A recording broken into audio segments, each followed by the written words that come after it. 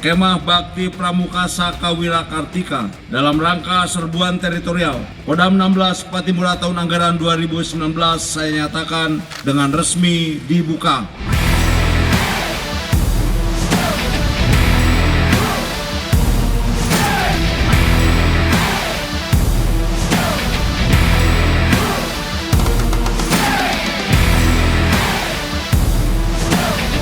Nah itu kalau dihayati, dipegang baik-baik dan dilaksanakan dengan baik, insya Allah kita akan terhindar dari kata-kata radikal maupun teroris. Guna aktif media sosial itu 150 juta jiwa.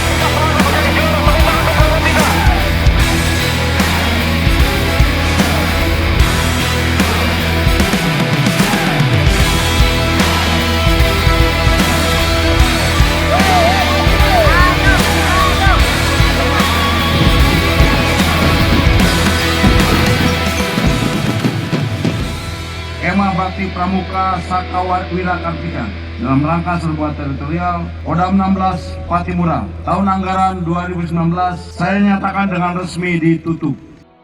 Terima kasih atas dibuatnya Kemah Bakti dalam rangka serbuan teritorial ini. Tujuannya adalah membina generasi muda agar kedepannya sebagai generasi penerus bangsa bisa lebih baik dari masa-masa sebelumnya.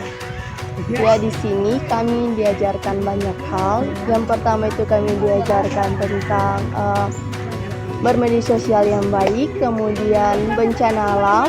Harapan saya ke depan itu Saka Wira Kartika bisa membuat kemah seperti ini lagi, seperti kemah yang sekarang ini, agar kami dari anak-anak pramuka itu bisa dibekali pengetahuan yang lebih banyak lagi agar kami dapat memajukan bangsa dan negara. Saya belum pernah dapat di perkemahan lainnya seperti outbound kemarin. Kenapa saya bilang begitu? Karena itu hanya dikhususkan oleh militer dan itu sangat langka.